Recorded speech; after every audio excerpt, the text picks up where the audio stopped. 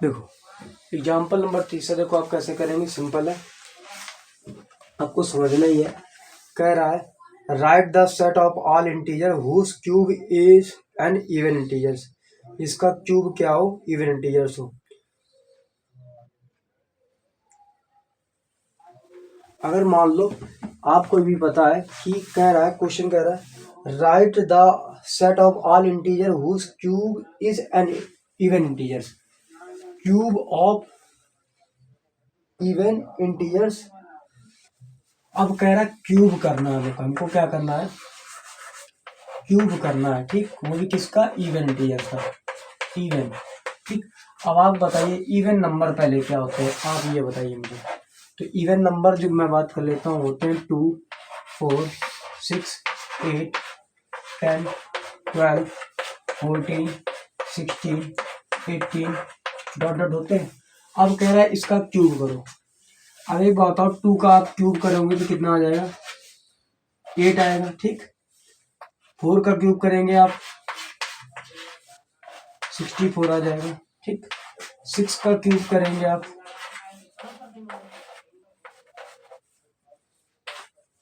8 का क्यूब करेंगे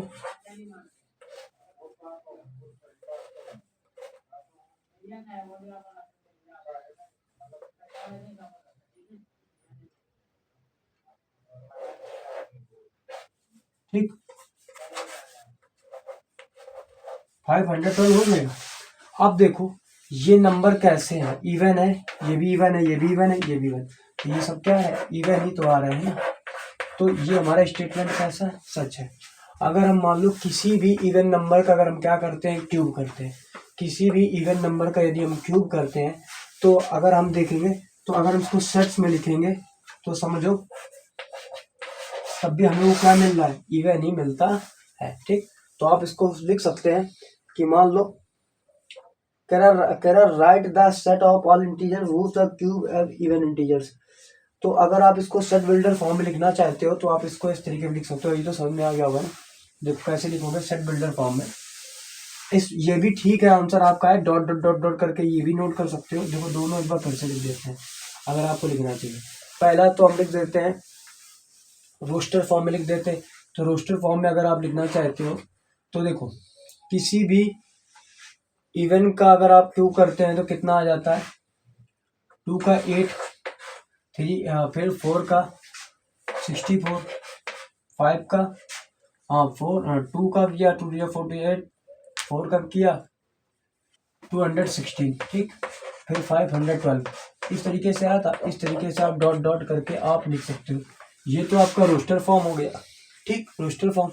दूसरा सेट बिल्डर फॉर्म में लिखने के लिए आप क्या करेंगे, सिंपल है, ये R फॉर रोस्टर फॉर्म ये हो गया, S for set builder form हो गया, ठीक। उसके लिए आप क्या करेंगे, सिंपल लिख सकते हैं x दैट x बराबर 2n।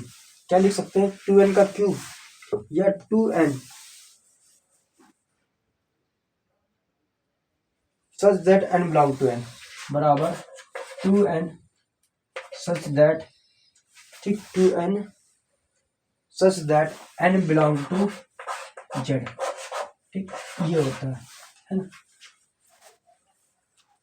अब z का मतलब तो पता ही है आपको, ठीक।